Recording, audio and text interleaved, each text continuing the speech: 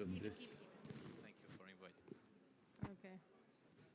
If people can take their seats, please, we'll make a start on the session. ICT 있습니다.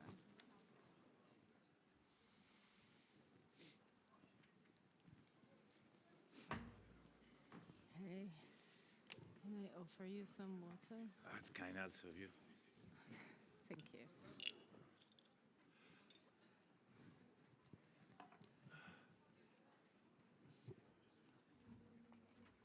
Okay, well, welcome back, everyone, to this session. My name is Richard Youngs. I work in the Carnegie Europe think tank here in Brussels, and it's my pleasure to be chairing this session. The aim of this session is to look, hopefully, more systematically at the future options for the Eastern Partnership, and in particular, how the future of the partnership relates more specifically to the ongoing reform processes in the Eastern Partnership countries themselves, and how it might better support civil society. So we have four very eminent and influential policymakers to take us through these questions. Two ministers from the region and two very highly placed officials within the EU institutions. We have Rustam Badassian, who is Armenia's Minister of Justice, Ketevan Tsikashvili, who's Georgia's Minister for Reconciliation and Civic Equality. Then we will hear from Luc Divin, who is the Director for Eastern Partnership Russia and Central Asia in the External Action Service. And lastly, from Lawrence Meredith, who is Director for Neighbourhood East in DG NEAR in the Commission. So we have a range of different official points of view to share. I suggest we kick off with the Minister from Armenia. Thank you. Thank you, Richard. Dear colleagues, ladies and gentlemen, thank you, first of all, for inviting to this important event and for the opportunity to be the speaker of the panel. First, I would like to highlight that for us, for Armenians, I would not afraid to use that word, as one of the creators of the common shared values, one of the creators of the common European heritage and European culture. We see Eastern Partnership just not as Europe's neighborhood, but as continuation of the Europe to the east. The aim of this partnership, of this platform, was to create a common platform for shared values, human rights, rule of law, democracy. So I think we need to strive toward these shared values and to be sure that these common values are respected and the principles of these values are being implemented in all areas and by all actors. And we need to be sure that every time these principles prevail toward geopolitical considerations.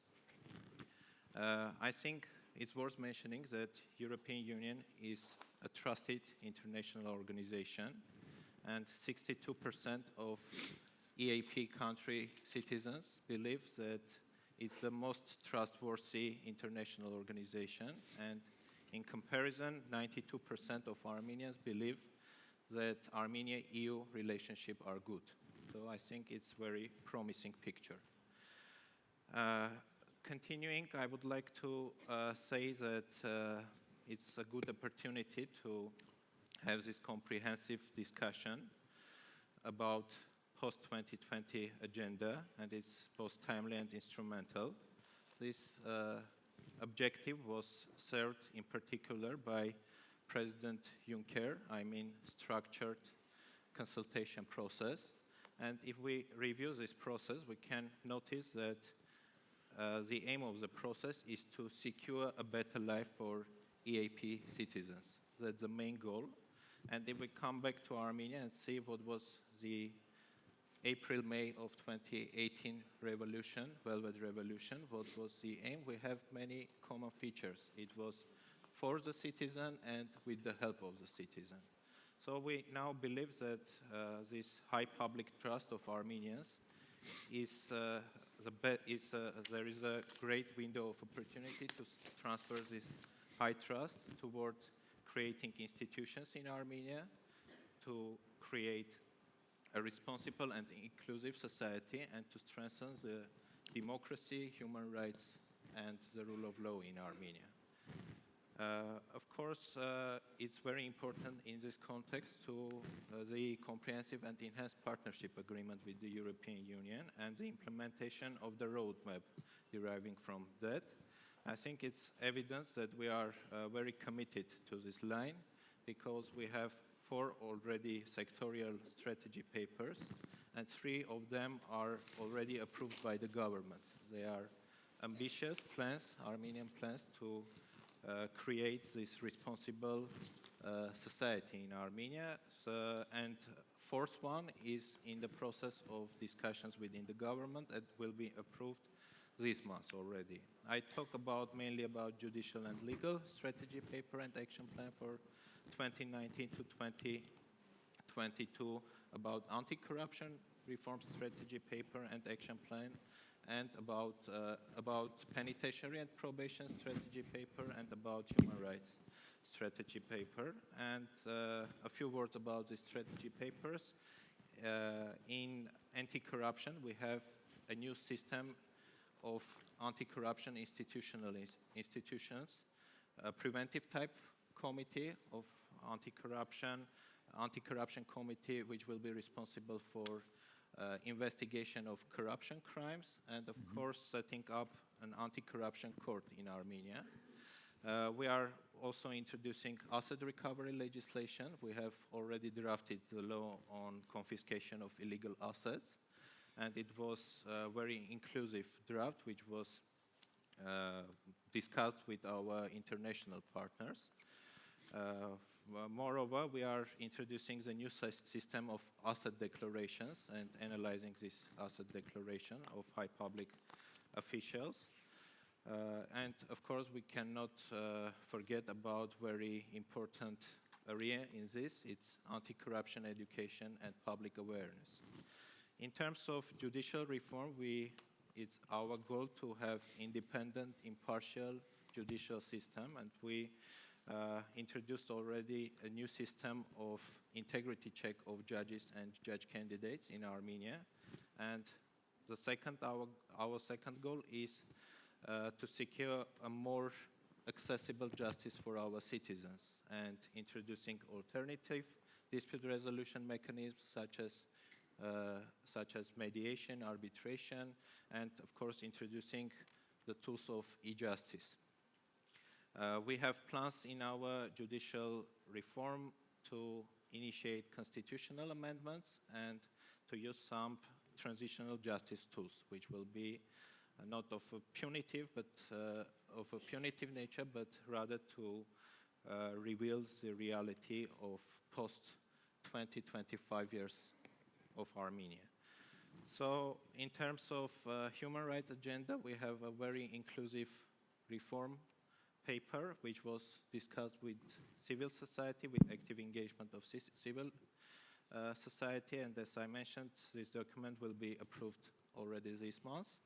And we are also planning, and Ministry of Justice will be responsible for police reform. And I think it's a good idea because we can have the synergy with our human rights reform when drafting the police reform. We will introduce new organizational, structural, functional picture of the police with our reform agenda. And of course, I would also like to highlight that we know that democracy and democratic values cannot be constructed in one day, and this process is very much opposed by some circles, and we have, of course, the influence of some anti-democratic forces which spread false information, disinformation, and fake news in Armenia. So I think in this regard, it's pretty important to not to give credits to some fake democracies who have some cosmetic reforms, and not to give them credits for this reform because they impede the development of real democracies. And this, of course, impedes to securing to our main goal, to secure a better life for our citizens. So I think we need to move forward with our reform agenda to cooperate with other EaP countries and, of course, to share our own reform agenda with other EaP countries. And our agenda is worth mentioning that it's very important to see both political and technical support for our ambitious plans, and we really hope that with our political will and with the supportive international community from which we are benefiting, we will be able to implement all these ambitious plans. Thank you for your attention. Minister, can I ask you very briefly before we move on, when Armenia made its very positive political breakthrough last year, which elements of the EU's response were most useful and helpful to you, and which were the areas where perhaps you felt you could have benefited from even more support from the international community? Thank you for that question. I think the main response from the EU side that EU is ready to support Armenia to create a more responsible judiciary system, independent judicial system, and EU is committed to help Armenia in both political support and, of course, some financial support. It was very important for Armenia to hear that EU is strongly committed to helping Armenia to create the new anti-corruption system of Armenia, institutional framework, which I was talking about, and of course about justice system. Thank you very much. Minister, over to you. Thank you very much, moderator, ladies and gentlemen.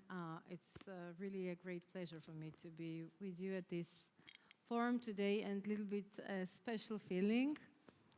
Not only because I see really many dear friends here in the room and in the panel and you protagonists, but because I have been part of civil society for myself years back, and I had an honor to represent the Georgian National Platform as an elected chair.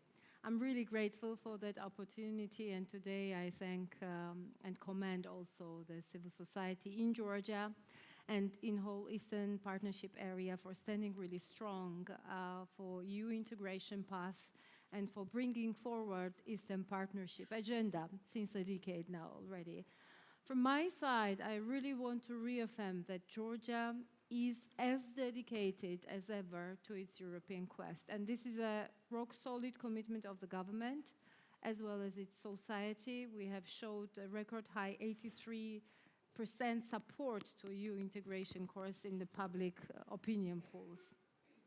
And the EaP indeed has been an effective framework in many ways that drew us much closer to European Union in the last decade. We have some impressive results if we wanted to take a stock of it.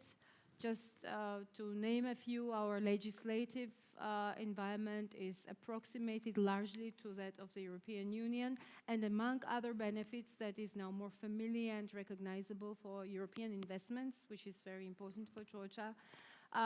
Georgian businesses, thus Georgian economy, start to feel very tangible benefits from the privileged access to the 500 million market through the DCFTA.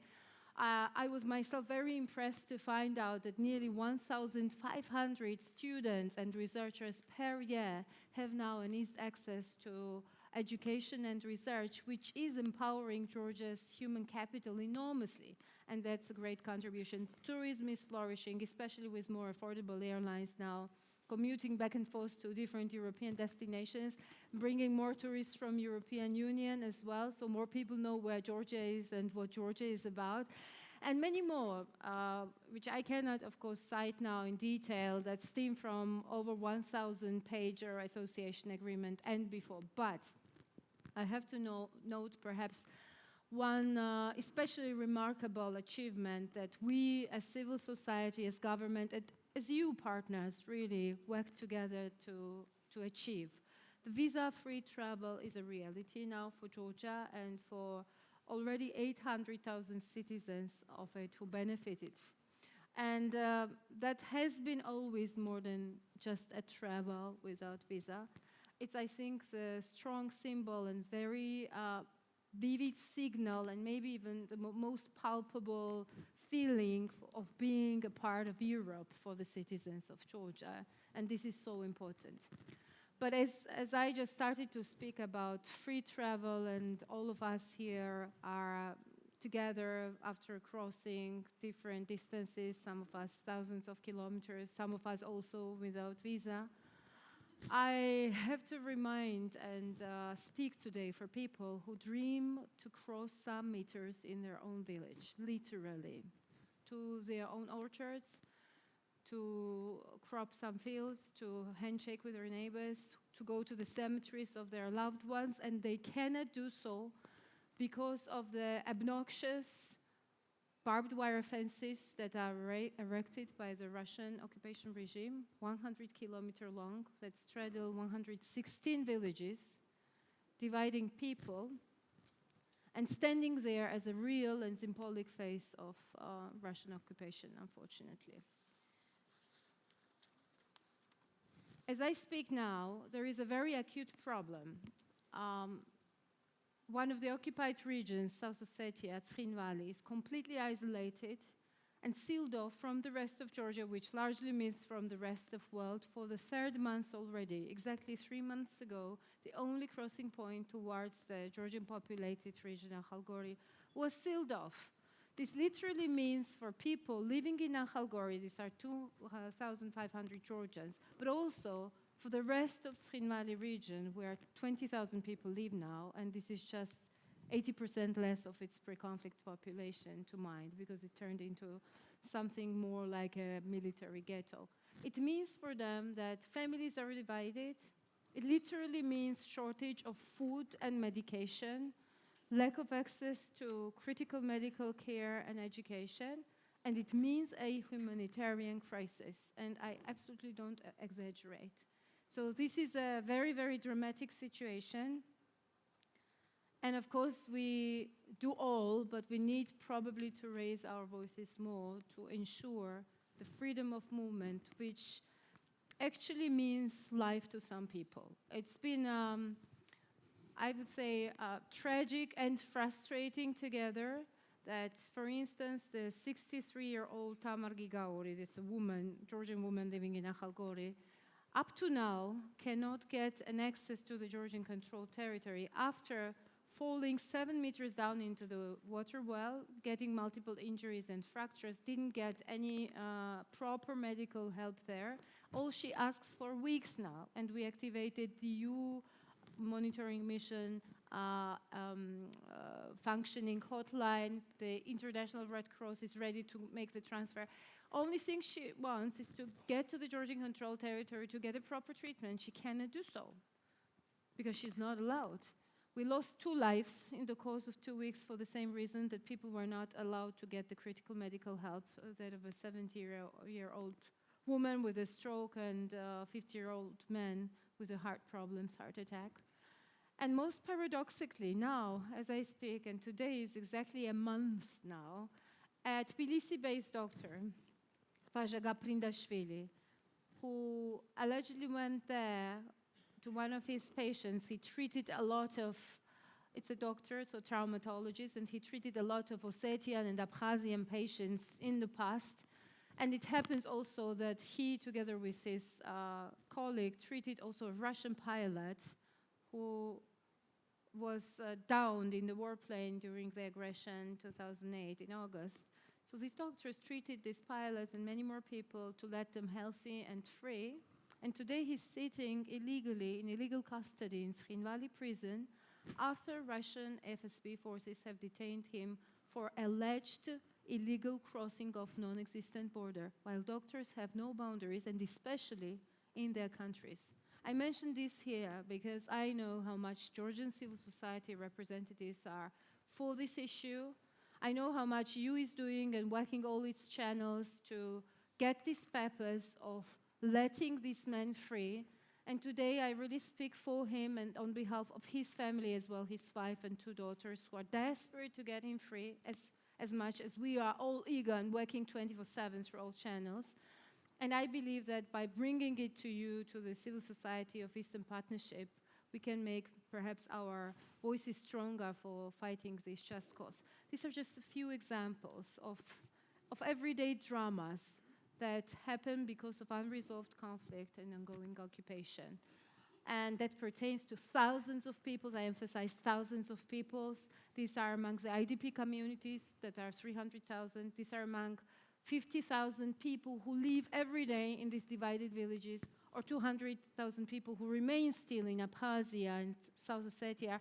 Some are even more difficult situation, like Georgians, for instance, in Gali, who are ethnically discriminated. But at the end of the day, you can say that the current situation doesn't benefit any of local communities. So it doesn't serve the interests of either Georgians or Abkhaz or Ossetians. It's no surprise that more and more people, especially Abkhaz and Ossetian, want to break from this isolation and increased militarization. They try to sneak out, they try to overcome these walls. And every year, Russian FSB guards, and they, by the way, proudly post these statistics, capture more and more people in this attempt. Only last year, there were 6 times more people captured from only Trin Valley region in attempt to cross to the rest of Georgia than vice versa. I think it's a very telling story in itself that people need some help. And we, of course, need to act on that. If we thought more pragmatically, honestly, and I believe into this, and rationally, it would not also serve the long-term interests of Russia.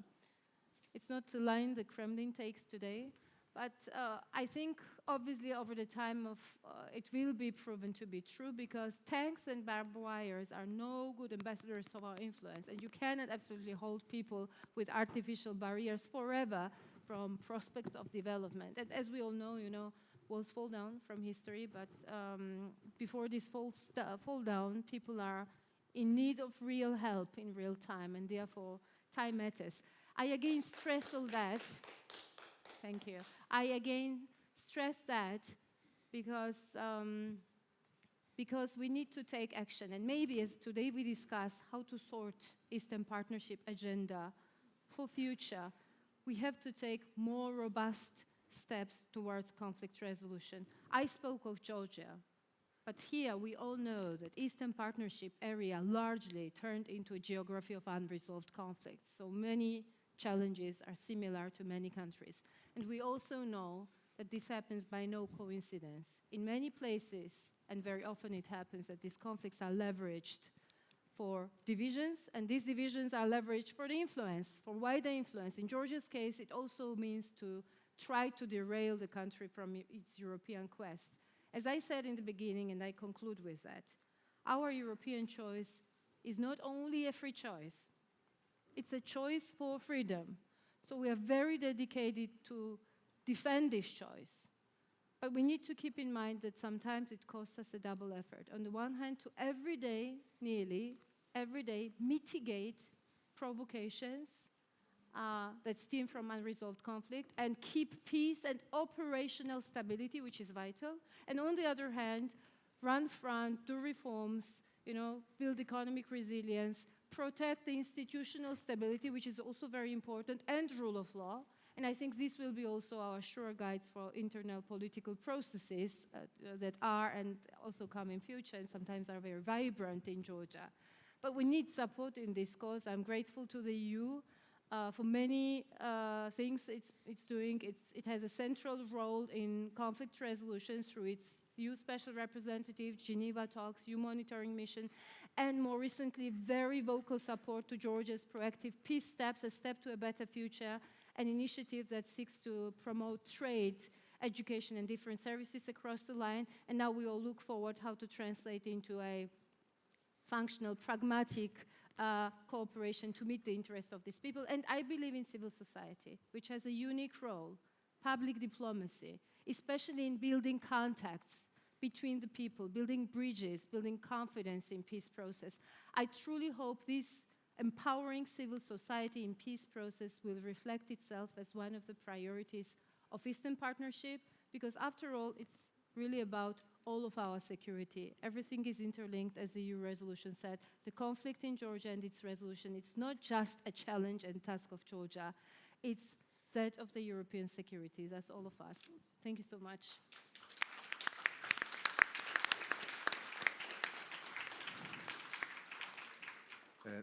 Thank you, Minister. That's an extremely eloquent overview. May I put one question back to you, which is, I guess a similar question. Is there anything missing in the EU cooperation at the moment? Because you listed a lot of really good things that the EU's been doing and how important they are for people's everyday lives. Is there anything additional where you would like to see more emphasis? But I guess the issues of territory and borders and conflict is really the most sensitive and difficult ones, and the EU has a very carefully crafted line on this over many years. When you talk about a more robust response, what in kind of more detailed terms, what are you thinking of? And in particular, beyond kind of building bridges, what could be the role of our civil society colleagues? Thank you for that. I mean, I see it more in a perspective of future, because we all move together and we are trying to carve the ways out how to respond to challenges. And indeed, for Georgia, the major challenge is an ongoing occupation and unresolved conflict, and this needs to be kept in mind. Of course, we need most of help to overcome this security challenge. So when I speak about more robust response to conflict resolution, number one, it's forgiven that we cannot have a durable stability, security, and peace with unresolved conflicts. More so, they are not frozen at all, as we all know. They are not in the standby mode. It's a very negative dynamics, and this increases challenges for the whole European security. So the response entails probably the short-term responses, such as, delivering upon urgent humanitarian needs, human rights protection, which is of high importance, and working through the lines we have, and maybe also adding up some more efforts. We have to think together.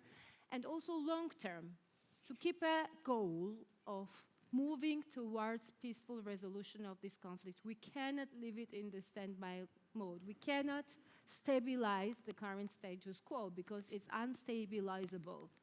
We cannot kind of be okay with the human suffering, and we are not, of course, none of us are, but this is what unfortunately seems to be coming.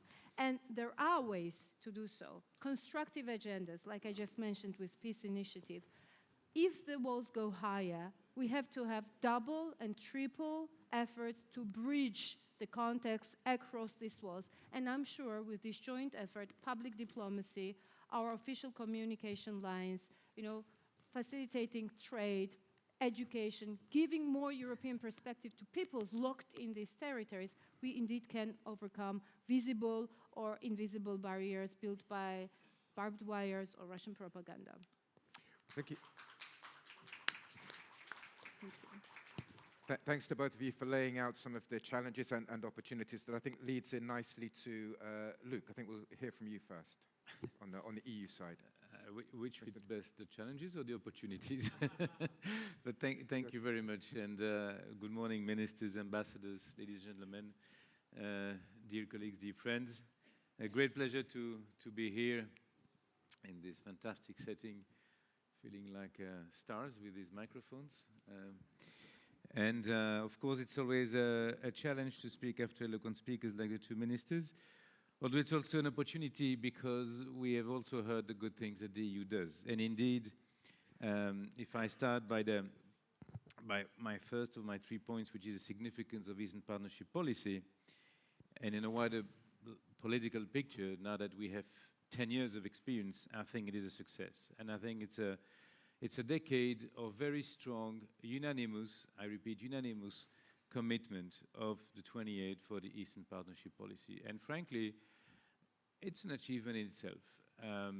We all know that EU member states have different histories, different geographies, different cultures, different politics, and probably different degrees of enthusiasm for Eastern Partnership policy. Let's not hide from that. But even the least enthusiasts support it. And I think it's important to repeat it. Secondly, this decade also has shown that our policy has been resilient. If you take the etymology, which is something I like, of resilience, it's in Latin means to rebound after a shock. Originates materials physics and later on became psychology. And indeed there were shocks throughout 10 years. There have been changes of courses, several, actually almost, I would say all but probably two, of the leadership of our Eastern partners have changed. And certainly, even some have changed their intention. I'm thinking of Armenia, who decided to join Eurasian Union after having decided to go for association agreement, where we adapted to that. So it's a model that's adaptable. And I think it's important. It's also a success, both, and I'm happy to hear that Minister was sharing this, but also the DCFTA. How many times when I was negotiating the DCFTAs, I heard that Cassandra voices saying that the EU is going to eat alive the agriculture of these countries, going to destroy the industry, we will, etc. None of this has happened. Actually, in all countries, the economic relationship went better with the EU. And that's also a good achievement. Of course, when it comes to people-to-people contact, which is very important, we all know that 3 of the partners got visa-free. So if you look back at the intention in 2009 at the Prague Summit Declaration, which I quote, was to create the necessary conditions to accelerate political association and further economic integration between the EU and interested partner countries. We have succeeded, and we now have a strong and stable framework for cooperation, delivering also for the citizen, which is, as you know, the focus of our latest summit program in 2017.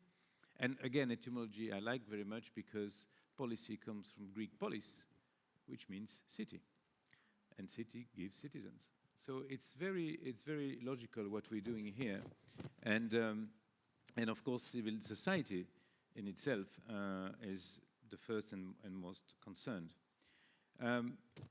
One often hears that Eastern Partnership has created problems for other countries, etc. Well, at least there's one country claiming that, and I beg to disagree.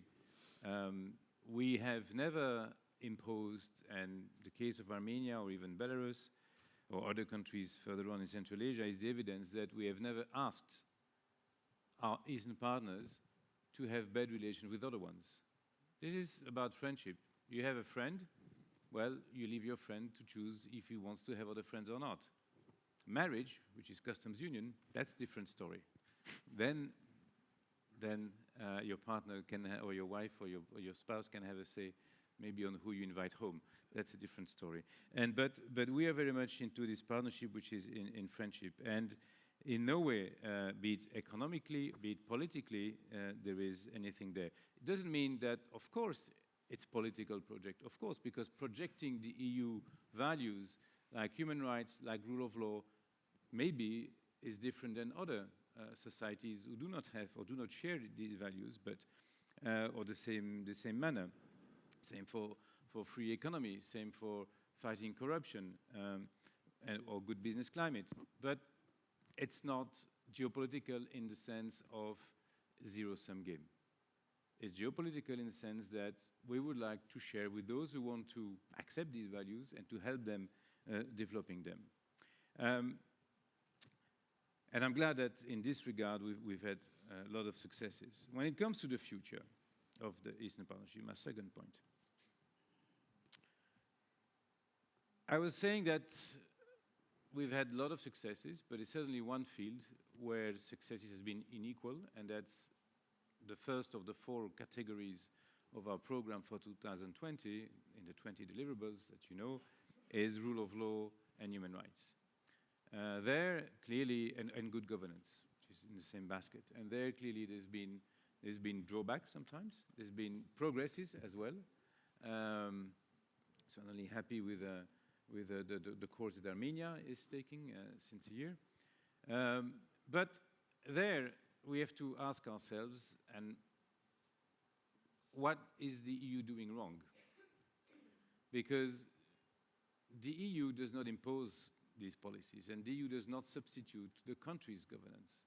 It's extremely important. We cannot be blamed if governments decide to let corruption flow, not to appoint right prosecutors, or does not pay officials properly so that they are more weak for corruption, etc., etc. This is extremely key.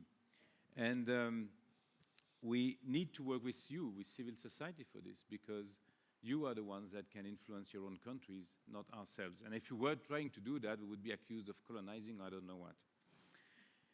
The future is also the result of these consultations that were launched by President Juncker earlier this year, the structured consultations. And here also it's very important to note that the EU makes its policy in a very open, transparent manner.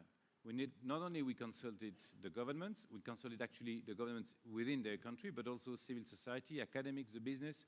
So for those who say that the EU is a kind of an ivory tower in Brussels and doing things in buildings in Brussels, well, it's not the case. One thing that is also important and that I often hear is these issues of inclusiveness differentiation. And for me, it's a fairly theoretical debate. As I said, we offer and we see what countries want to take.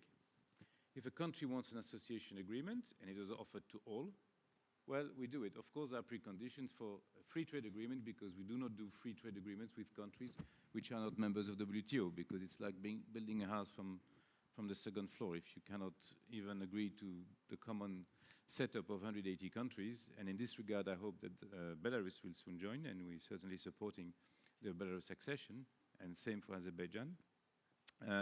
But otherwise, we adapt and we tailor-made if need be. Now, if I look at the challenges, apart from the one that I've mentioned, which is rule of law and good governance, where I think we need to focus because it can annihilate all the benefits we do in other fields, I would say that there are a couple of challenges to avoid. I think, first of all, if we want to keep the EU consensus, we should not confuse Eastern Partnership with enlargement policy. That's a reality. And there is consensus on Eastern Partnership. There is no consensus on enlargement, necessarily, as we have seen. Secondly, Katie has mentioned conflict, and we are all to help whenever possible our partners. And I went in Transnistria region of Moldova a few times. I went through Abkhazia region of Georgia a few times at your request to discuss what we can do to help the situation there, and sometimes with success, like in Transnistria, less in Georgia. But also, we should not confuse Eastern Partnership with a conflict resolution mechanism. There are other mechanisms for that. And here again, I think consensus is more important, let alone to use Eastern Partnership policy to bring in conflicts that Eastern partners have between themselves. That is really, I don't think, the future. So to conclude, I would say that clearly civil society is absolutely unique, and it's probably the EU that is doing the most around the world to develop civil society. And you all know that in all your countries, we keep nurturing civil society. And some of past attendants of our civil society meetings have become ministers or prime ministers even. So we're very happy with that. And I think it will be important to count on civil society for the cross-cutting deliverable on better governance and empowering civil society by 2020. This is absolutely essential. It is also essential to have civil society to explain what the EU does, to counter disinformation campaigns which are being done on Eastern Partnership on a daily basis. Look at EU versus disinfo, and you'll have a taste of what we have to face. And there is, of course, no one else that is better placed than yourselves to engage with your own communities so that we can indeed continue to deliver success for citizens. Thank you.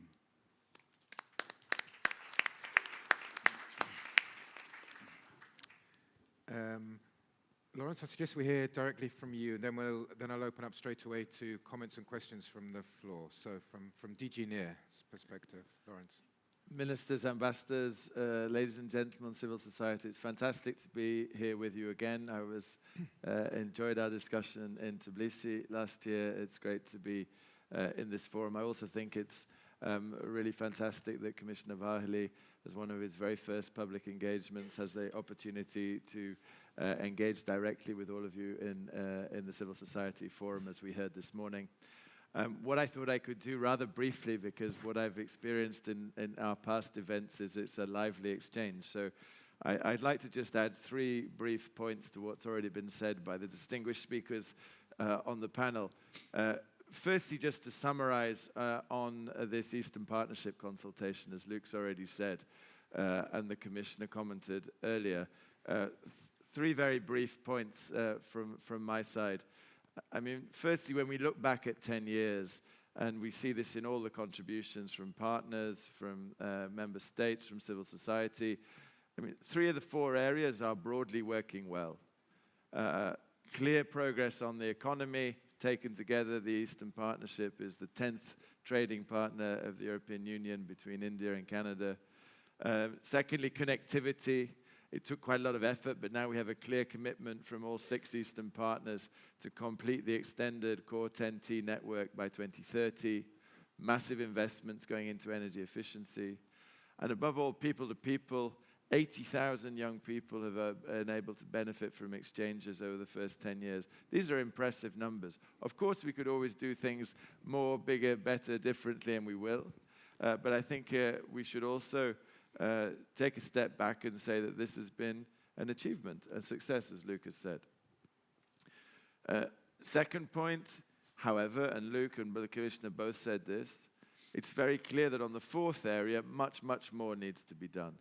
And it's the Commissioner actually commented that in his mission letter, it's highlighted the need to tackle the outstanding issues. 4 points. Judicial reform, tackle corruption, space for independent media, space for civil society. I think this is extremely important discussion because it's not for lack of trying. This is about political will, and this is about implementation of commitments. And as the Minister said, this is by the citizens, for the citizens, and that's why we see a crucial role for civil society in this regard. Thirdly and finally, when we look on the consultation side, I think it needs to be adapted to the challenges of the future. And President von der Leyen has set out an ambitious program in her political guidelines. And I mean, I would just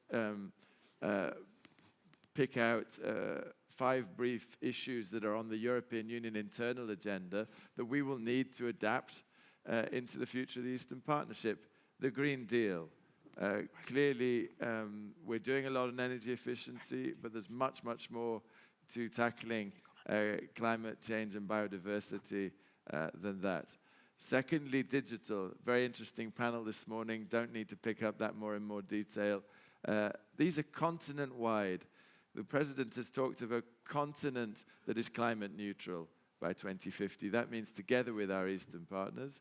Equally on digital, it's about a Europe fit for a digital age. An inclusive economy that works for all, thirdly. Fourthly, it's about resilience and security, and we've discussed that. And fifthly, it's about quality of life, you know. What I call the Spice Girls question, what people really, really want. You know, they want health, education, and jobs. That's what people really, really want. So this is, it helps us to keep focused on what really matters. Now, so what's the role of, secondly, big 2, what's the second point in civil society?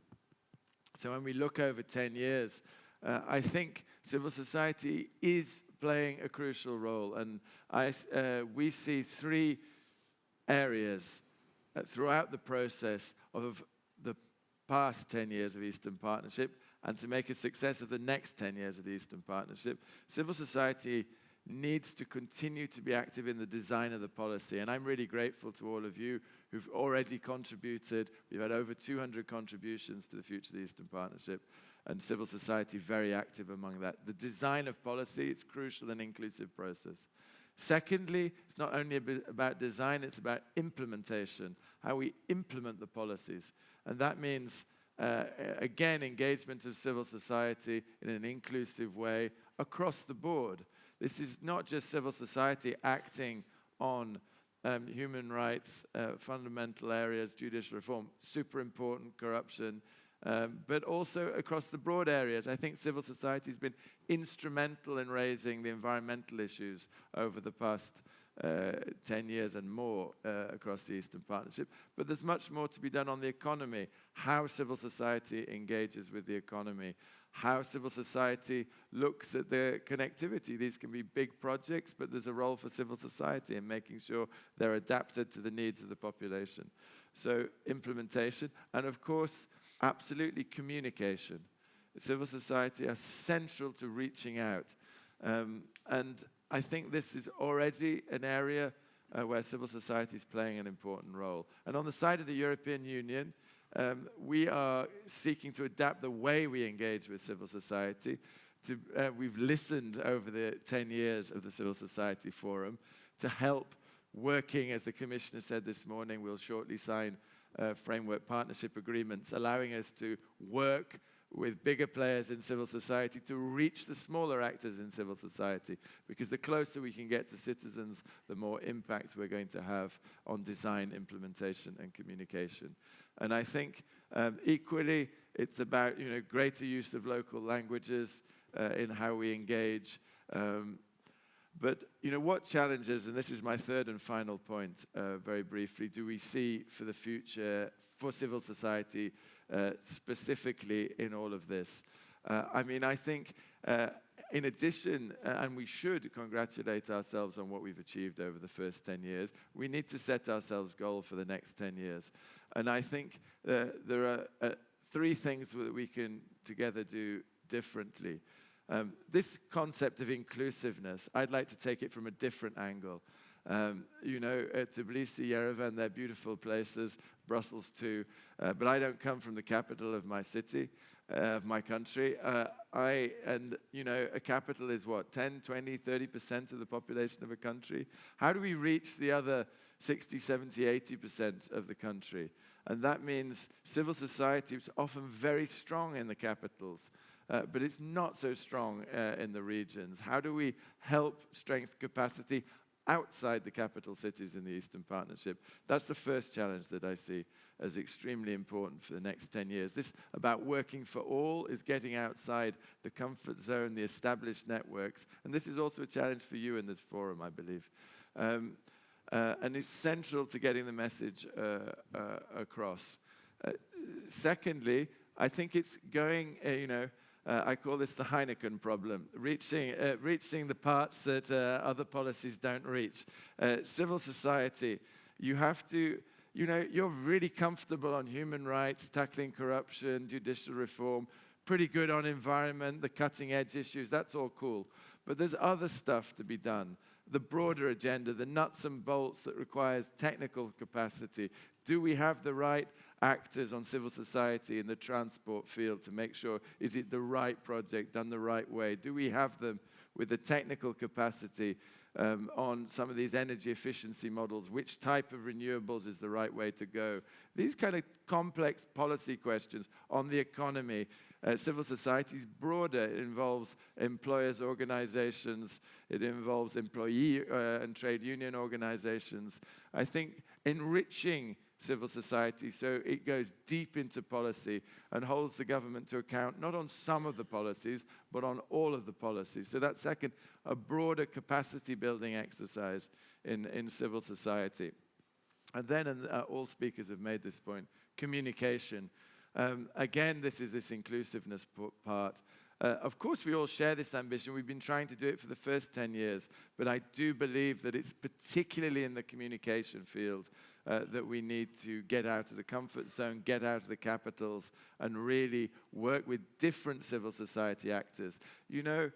When we've got a new commissioner, when we will go on the road with the commissioner, I think it's really important that we also meet new actors from civil society. I've been in this position 4 years. I tend to meet quite a lot of the same faces. That's good, but I would like it to be a broader engagement of civil society. Those are the three challenges that I see in front. Thank you very much. Maybe they think the same. Thank you very much, Lawrence.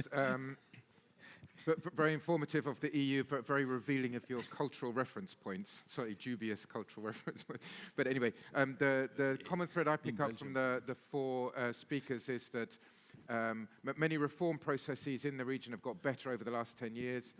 Many aspects of EU policies have got better over the last 10 years, but so have new challenges and perhaps more complicated challenges also taken root that invite us to think about new ways of working and strengthening the joint commitment. I imagine there are many questions from the gentleman here at the right and then the gentleman here in the center. Right, just fairly brief, there's a lot of people with hands up, so fairly brief question, please. Thank you. Good morning. I'm coming from... No, sorry, the gentleman at the back. I'm sorry. Okay. So, apologies. No problem. Да, правильно. Игорь Рынкевич, Республика Беларусь. Буду говорить на языке Владимира Путина. Значит, хочу поблагодарить Люка Дивайна, а также уважаемого министра. Wait, please, because we don't have translation here. I can translate. While we're waiting for the translation, was anyone going to put the question in English? Sir, would you? I'm speaking English, of course. Please. Okay. I'm coming from the European Economic and Social Committee, and in my capacity as co-chair of EU-Georgia Civil Society, I would like to ask the lady from Georgia. A brief and I hope not naive question. I understand to what extent it's important for you, of course, to solve the occupation policy of Russia in order to maintain your sovereignty, etc., etc. As a former diplomat, I ask you, you have responsible politicians heading the Georgian government, the Republic, Ministry for Foreign Affairs. Why do not you use this policy instrument to approach the Russian leadership, either in New York or Brussels or elsewhere, to discuss this issue? Believe me, from Brussels, to solve this is impossible. We are supporting you, as in case of Ukraine and others. The European Commission, led by Mrs. von der Leyen and others, are there on your political side. However, it's up to the political elite, the government or the Republican president, to pick up the phone and speak to the president of Putin, who is referred to here recently, or others, and to try to solve this issue in a peaceful political means. Otherwise, it won't be possible to step out from this impossible situation. And as you are a former representative of civil society, you could rest assured that the civil society, including EU-Georgia Civil Society Platform, is on your side. Thank you. Thank you very much. So let's we collect 3 or 4 first. Sir, now at the back, I think we're ready. Yes? Да, благодарю. Еще раз спасибо Люку Дивайну за его выступление относительно интеграции России и Беларуси, а также уважаемому министру Кетеван из Грузии, которого я уже аплодировал. Хочу отметить, что вот наша ассамблея должна помочь координации наших действий между делегатами, между нашими странами, между Евросоюзом и нашими 6 странами Восточного партнерства. Поэтому очень прошу еще раз выдать нам список делегатов с контактами, как на прошлой ассамблее, чтобы мы могли между собой контактировать. Но это одна просьба. А вторая просьба. Мне кажется, что пришло время действительно, как говорила Кетеван, солидарности. 7 декабря в Минске будут выходить люди против, не знаю, как назвать, аншлюза, углубленной интеграции кремлевской России, вот, путинской России и Беларуси. Мы очень хотели бы, чтобы наши коллеги в странах, в том числе 6 странах Восточного партнерства, вышли с акциями поддержки, с обращениями, ну, хотя бы к посольствам России и Беларуси в соответствующих столицах ваших государств. Потому что мы не знаем, что будет происходить. Лукашенко и так угрожал откручивать головы и руки нашим наблюдателям на выборах. А что он сделает с теми, кто выйдет на улицы и на площадь, мы не знаем. Ну, нам не страшно, но мы боимся. Да? Вот, поэтому.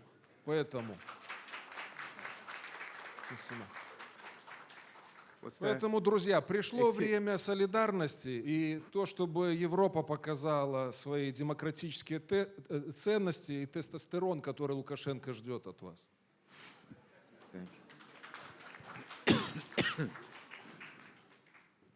The gentleman here in the center. Thank you. Zaur Akbar, coming from Azerbaijan. Well, on one hand, we are talking always about democratization of Eastern Partnership. That is very indispensable. vital for the future cooperation between Eastern Partnership and European Union. On the other hand, in this context, there is a big obstacle coming from Russia. That's true. On the other hand, we have been observing some EU countries and who are backbones of the body have signed enhanced contract with Russia. Let's say making Russia richer. Don't you think that there is a big contradiction in that? Thank you. Okay, finally in this round, the lady here on the right, yes.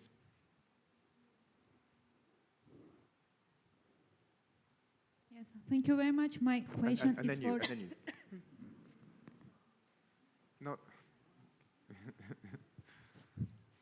Thank you very much for all presenters and also for such good moderation and questions.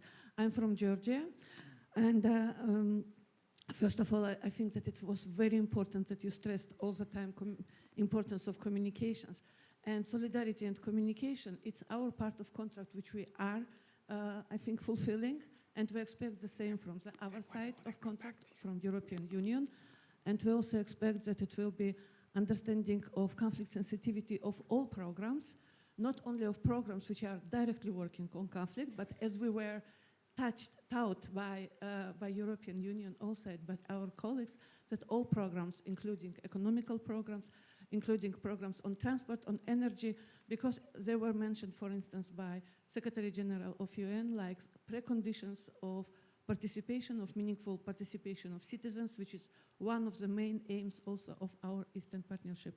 So we think that all programs should have this component of conflict sensitivity, which is extremely important for all 6 countries. I will not say that Belarus, which has not today, thank to God, conflict, but have still refugees from Ukraine. So all of our countries are conflict affected, and it should be somehow taken into account.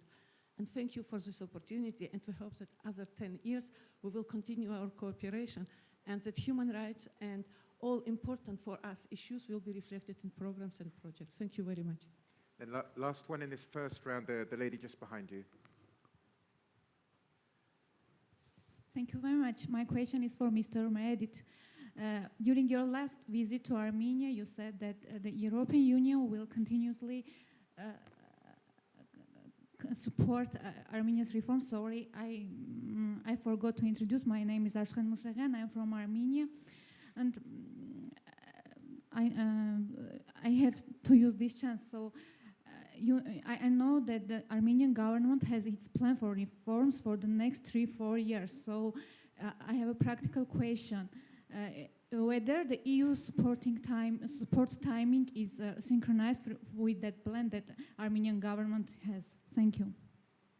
Okay, allow me now to come back to the panel. It's quite some specific questions. Minister, perhaps we start with you, because there are quite a few on the kind of conflict issues. And Well, thank you all for making comments and your contributions. Well, I started with a question that the gentleman had, that these problems may not be solved in Brussels, but why don't we speak to Russians and try to find solutions? The answer is we speak, and we speak a lot. You know, there is this Geneva international discussions we sometimes mention. The gentlemen here know it very well. The EU is one of the co-chairs together with OSCE, UN, but major counterpart is Russia. And this is designed, and we meet 4 times a year, exactly to discuss with Russians. They don't engage. They use this platform and this whole format, like many other formats, by the way, for conflict resolution, for political purposes, to enforce the reality that they created by force. So give you an example, because I've been part of these discussions. And, you know, they are sitting just across the table. And you try to achieve, you know, from small to a little bit bigger solutions. Like for a person who wants to go to the cemetery, I stick to the same examples as I had in my speech. So why don't we, on the holy day of Easter, allow, let's say, 15 women on the UN bus go and visit the cemeteries of their sons for 2 hours and they are taken back? So what could be the answer, you think? It's easy. It's not so difficult, right? The answer is, why don't you first recognize the border of independent South Ossetia and Abkhazia, which actually does not exist as independent at all, And then we can talk about the ladies, then we can talk about the people, then we can talk about the stopping illegal, or even they don't say that they will stop illegal detentions. There is just preconditions and no promise. So this is how this conversation goes. We use the informal channel, for instance, of Special Envoy, of Prime Minister, to talk to the Deputy Foreign Minister, because we have no diplomatic relations and we don't intend to have one as long as Russia continues to occupy 23% nearly of our territories and people, respectively. So we use these channels of communication, and the most recent meeting was just some days back from now. There are some achievements because we decided to split the agenda between the conflict and some other issues such as trade, communication, etc., and so on. But what we saw this summer was that Russians have used again travel, economy, as a threat, as a political blackmail, and this is also a part of reality. You said, why not the UN, at the UN? Our foreign minister, at the latest General Assembly session, yes, took an opportunity to speak to his Russian vis-a-vis on the margins of UN UN General Assembly session. And that meeting was there to kind of try to, communicate, explain, and somehow, move forward with something. I don't want to correlate directly, but what we see since then is there are examples that I was just citing. Same goes with this doctor.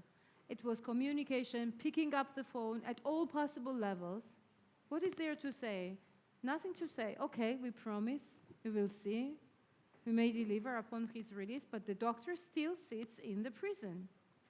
This is why we need support. This is why, obviously, small Georgia alone cannot cope with the challenge and with actions that Russia is devising in Georgia and in the neighborhood, because their aims seem to be about keeping divisions, not caring about people of any ethnicity, and by all means possible, drag these countries back into the orbit, which is not attractive simply, neither to Russians, nor to Georgians, or other nations around. I believe, there are people who speak for themselves here from different countries of EaP. This is why we need to reinforce our voice, and there are ways, also constructive ways. We don't want to engage anybody in the war. Of course, it's a headache of Georgia, but it's a little bit of a headache which normally goes out in Georgia. It grows outside. It grew to Ukraine, it grew to Middle East, and it came to maybe elections of some of the European countries over time. This is why we say it's a joint security threat, and we need to address it kind of jointly and with help of our partners.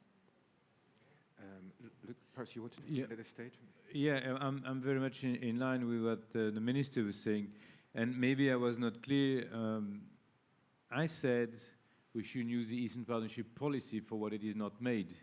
It doesn't mean that bilaterally we do not fully support Georgia's stance, Georgia's territorial integrity, as well as our other Eastern partners, by the way, since not only Georgia has problems, and you all know what the situation is in other countries.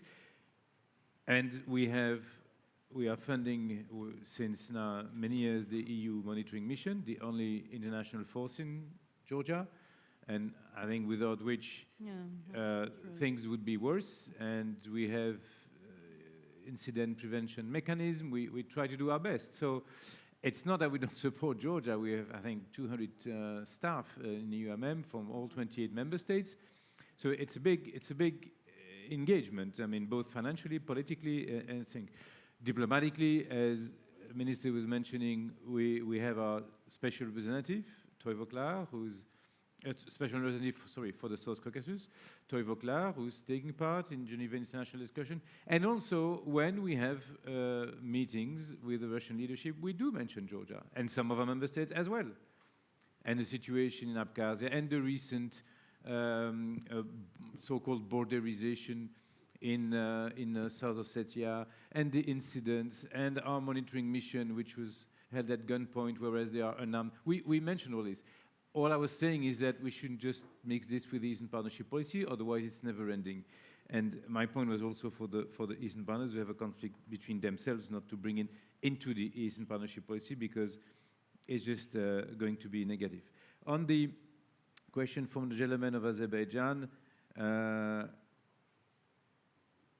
think I had been clear that Eastern Partnership policy is absolutely not a policy against Russia. Russia may see it differently and sometimes accuses of I don't know what exactly, because I don't understand what harm does it make to Russia. I think it's in the interest of Russia to have stable, prosperous, developed, democratic neighbors. Well, that's my opinion. Well, not our opinion. I don't know how they see it, but that's not my point. So I don't have a problem if certain member states develop individual relation with Russia. Of course, it should be done not in contradiction with Eastern Partnership policy or not in contradiction with EU law. But EU law does not regulate everything. I mean, EU is not, well, you know, the EU is what it is. It doesn't regulate each and everything in life, but it does regulate certain things. I suspect, since you are from Azerbaijan, that your question referred to energy. It does regulate certain aspect of this. So for me, there is no contradiction, but you may have, of course, a different point of view. And I think the other question was for Lawrence. Unless there are any comments about Belarus? No? I didn't, but the Belarus question to me was, can we have the list of delegates? I don't have it, but I'm sure my team has it. So that's the only question I got. No. Did I miss something? In the translation is what I got. Minister, there's a specific question about the... I could say that. Yes. I mean, firstly, just to underline on communication, how important the role of civil society has been and will continue to be, and that's why throughout these challenges to broaden the reach even of this forum to extend to as many partners as possible. I think that's the impact. On the Armenia question, we had very good discussions, both Luke and I, last week with the Armenian government, as well as a broad range of actors, civil society, parliaments, and so forth, and strong support for the reform programs. In fact, what was interesting was amid the many actions that will be required for the implementation of the comprehensive enhanced partnership agreement, 4 clear themes emerged as particularly important, which would be judicial reform, the broader issues around public administration reform, including tackling corruption. I would say the taken together infrastructure, in particular issues such as energy efficiency, transport and water, and this whole civil society engagement and people to people as particularly. So I think there's a very clear vision on the reforms. The government has its cycles of reform. We will adapt and support as effectively as we can through our normal instruments of European Union support, obviously adjusting to the new priorities of the new government. Minister. Thank you. A few words on the question from Azerbaijan. Not working? Okay, sorry. So we are sure that it's not secret that Armenia and Russia are allies, but this relationship are based on mutual respect, and we have independent choice to build a European model of society where we have effective tools against corruption, we have effective law enforcement agencies fighting corruption, setting up a new European model style of judiciary. So this is about, I think, shared common values, not about geopolitics. And we have enough political will to address all these issues and to create the system which best suits to the European model. Thank you. Okay, we have time for one more round of questions. 2 of you in the front.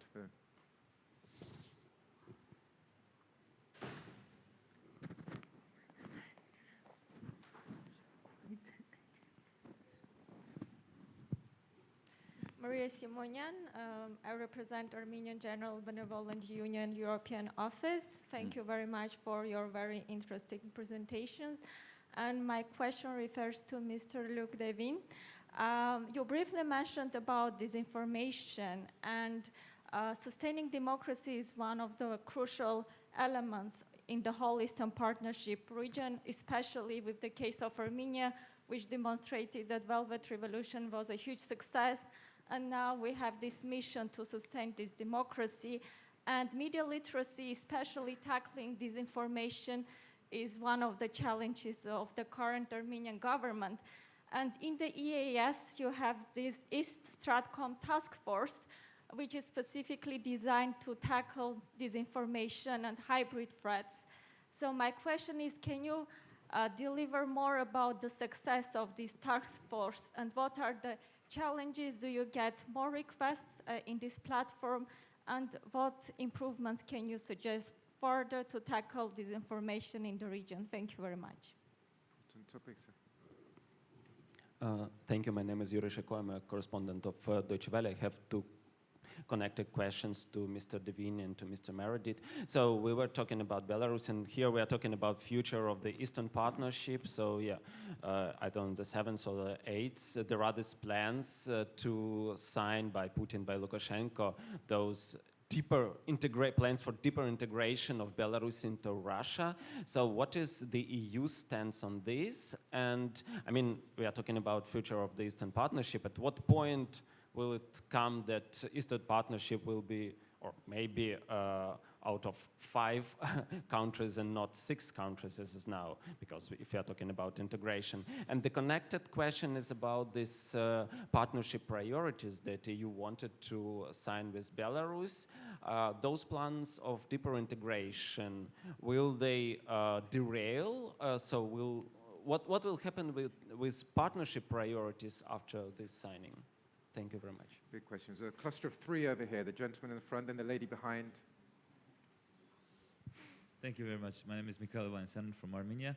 My question is to both Mr. Minister and European Union representatives. There have been statements regarding the necessity to intensify talks on the visa liberalization with Armenia. So my question is, what exactly needs to be done to intensify the talks? I mean, are there any preconditions that need to be implemented? What is the roadmap to achieve this at the end? So if you could please detailize this a bit. Thank you very much.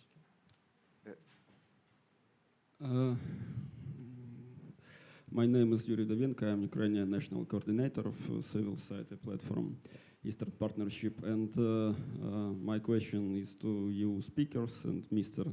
Devine used quite cute allegory when talked about friendship and marriage.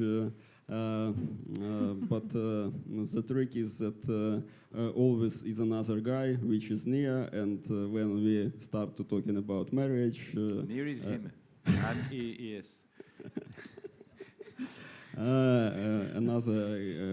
Another guy or neighbor start to say, "Oh, you doesn't want to marriage with you. Let's marriage with me." We say, "No, we don't want." After that, he starts to beat us, to violate, etc., etc. Yeah?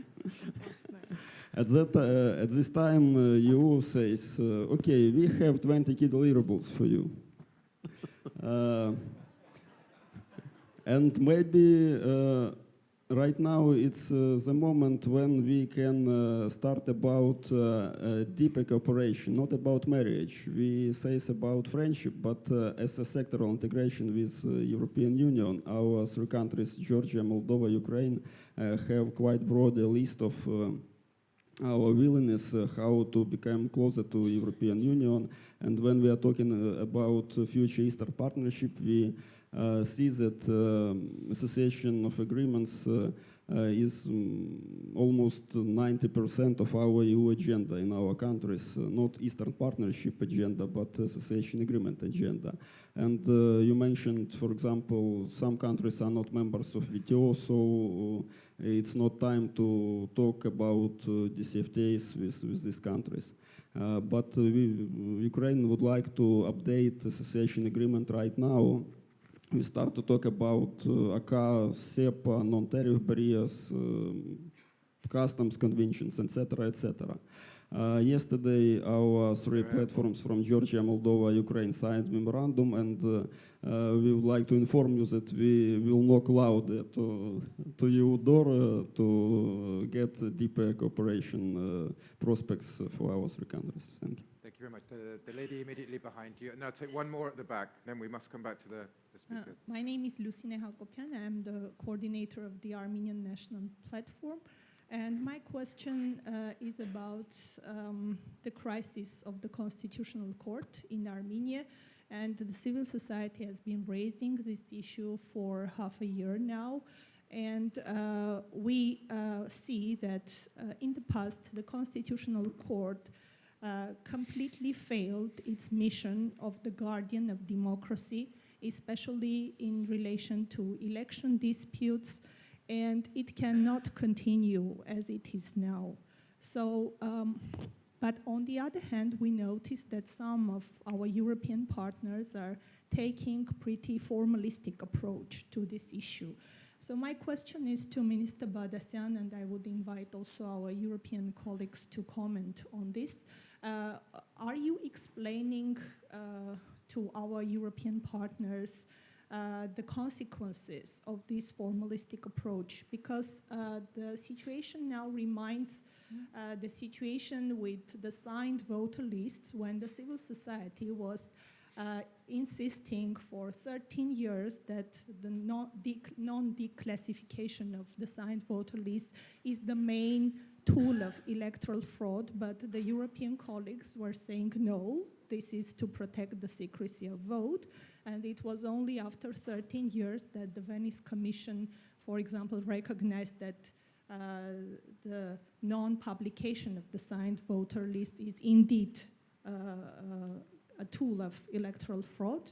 And also, the situation reminds the constitutional amendments in Armenia in 2015, where all of us were saying that this is just being done to prolong the tenure of the incumbent president. But again, the European partners were cooperating with the Armenian government, and we saw how it ended in the spring of 2018, when the Armenians said no to this formalistic approach. Thank you. Okay, great questions on Armenia for the Minister. Final question from the gentleman at the back, please. Thank you very much. My name is Alexandru. I'm coming from the ALDA, which is European Association for Local Democracy. And as our name says, we are working with local authorities mainly. I'm in charge for the Eastern Partnership countries. I was very thrilled to hear Mr. Sluk's statement about the need to work and to come closer to the citizens.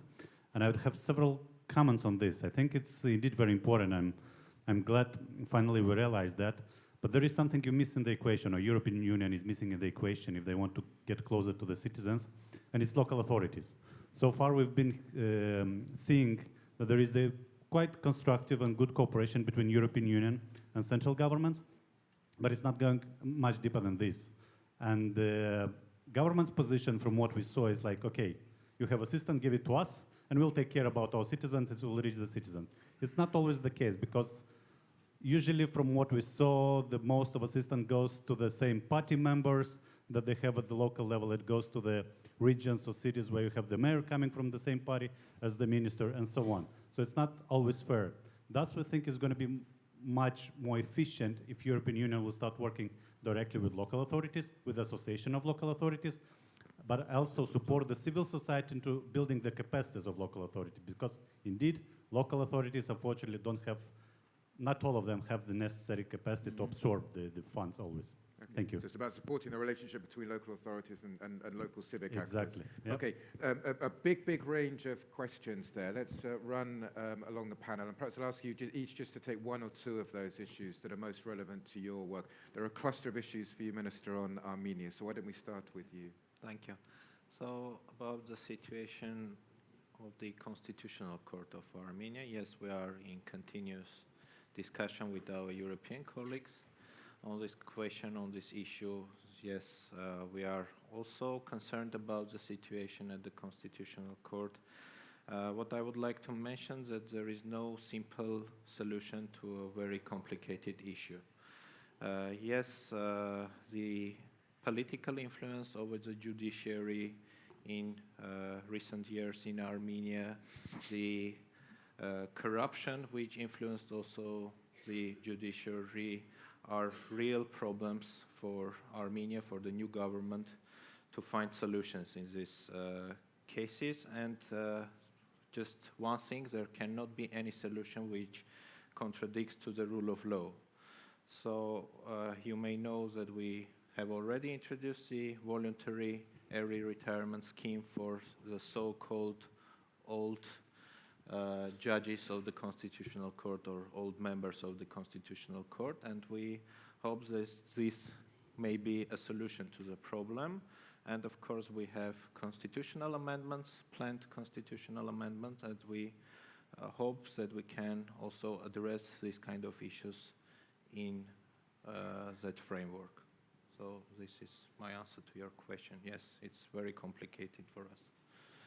Thank you. Minister. You know, I'm in a unique, comfortable position because I don't think any question was to me. I have a lot to say, but maybe those gentlemen. I think the big misinformation question is a big one, though, isn't it? Excuse me? Perhaps the misinformation question was a big one that yeah, is well, somehow okay. relevant. Of course, you know that, well, there are points that I would like to comment as you give me kindly the floor. Definitely it makes sense, and from Georgia's experience, I could also confirm that it's a challenge, but also work to do to deliver the information to beyond capitals and to the citizens and bring it to them, know what it means. But I think that deliverables and the results that we achieve commonly, the states concerned and European Union on the other hand, speak best for themselves when it comes to citizens. And this means a lot. This is why I have, for instance, in my own introduction, stressed the importance of visa-free that 3 countries of Eastern Partnership have achieved by far. And this is something so tangible, so you don't need to go and campaign and explain, but somebody gets a ticket for quite affordable price and flies out for studies or for business or for just tourism, and you know, it's kind of self-explanatory. So my wish would be that in the next phase of EaP, and sorry if I got lost in the labyrinth of the formats, whether in multilateral or bilaterals, and we of course appreciate the bilateral more for more approach, together with the solidarity that we may have in the region, that we deliver more as much as we can, because it matters a lot, even if we don't marry at this particular stage. At this particular stage. We're getting lost in the metaphors, I think. Promising. It's promising. Yes, thanks. Very quickly on a couple of issues. On the disinformation, I'm glad you know eStratcom. They do fantastic work, and by the way, 80% of their work, if not more, is actually spreading positive messages. The fighting the disinformation which is spread is only a small percentage. But if you are bored one day in the office, I recommend that you go to their, subscribe to their regular review to find out how the human imagination is amazing. You know, soon, I don't know, Eastern Partnership gives you a headache will be the headline of some sites. So they do great work there, and they do their best to fight it. On Belarus, Russia, it's not for me to comment what form of political or legal association two countries choose. What matters is what the content in the country that is in Eastern Partnership will evolve. And of course, if I look at the shrinking space in for civil society in Russia, if I look at recent legislation now, this law on foreign agents applicable to individuals, if I look at recent internet censorship through RUNET legislation, etc., I'm worried. But maybe it will not go in that direction. This is what we certainly hope. And you know that human rights remain at the heart of our policy, and you know also that our new High Representative Borrell mentioned this and emphasized this very strongly in the Parliament. Emphasized also Eastern Partnership very strongly, by the way. So I think this is positive. On the question on Armenia visa liberalization, this is an issue that requires a consensus by all member states. So I think it's an issue where some member states have problems with Armenians overstaying or asking asylum, whereas there is no political condition within Armenia to justify that, and it has to be discussed with them bilaterally. Then the question on Ukraine, the association agreement is actually extremely far-reaching and has already a huge agenda, and not everything has been delivered yet. The success is already great, but are still, because it's so big, the pieces of legislation which have to be passed, but more importantly, implemented, including monitoring bodies, etc. And that's quite far-reaching in the DCFTA part. However, when it was negotiated, it was cleverly thought that there was an option to go further if parties agree. And so it's what I call the optional dynamic approximation. You have compulsory dynamic approximation, which is a system of EEA, European Economic Area, and you have the optional dynamic approximation if there is a wish by both parties, and that's the case of the DCFTAs. And I think there is no problem doing that.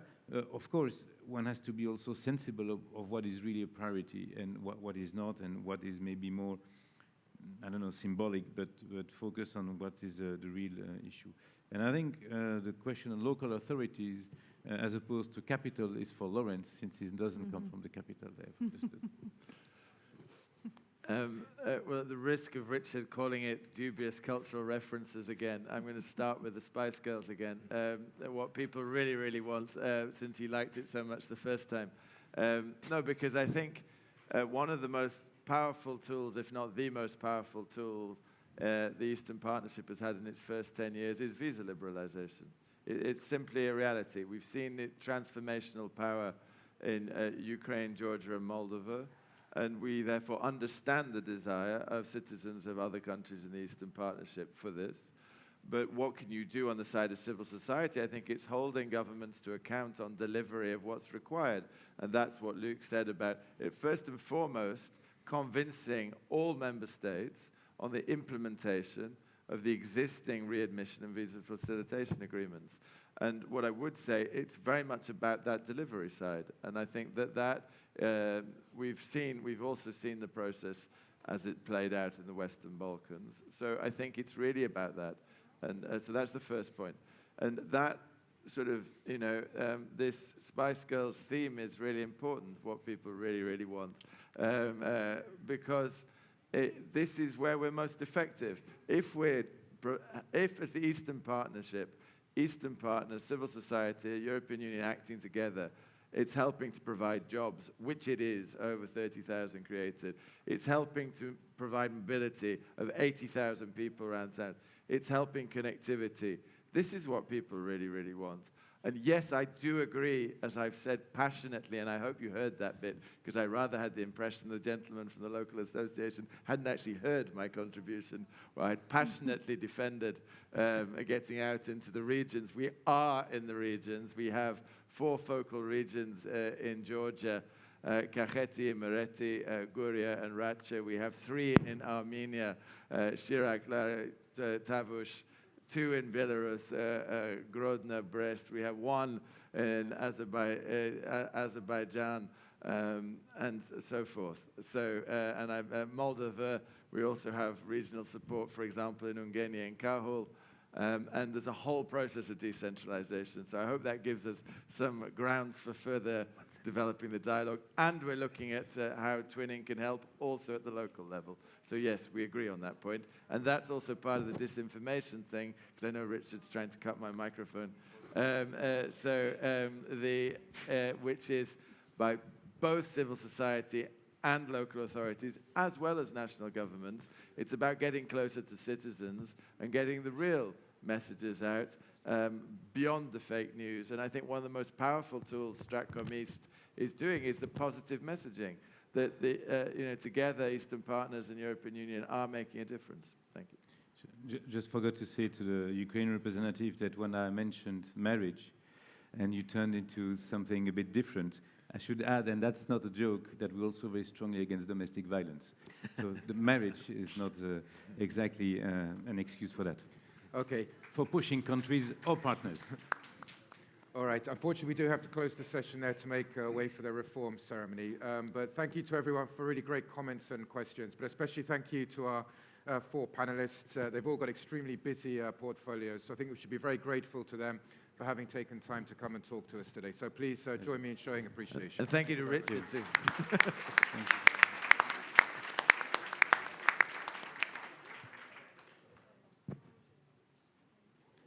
Please stay. We continue. Please don't go out.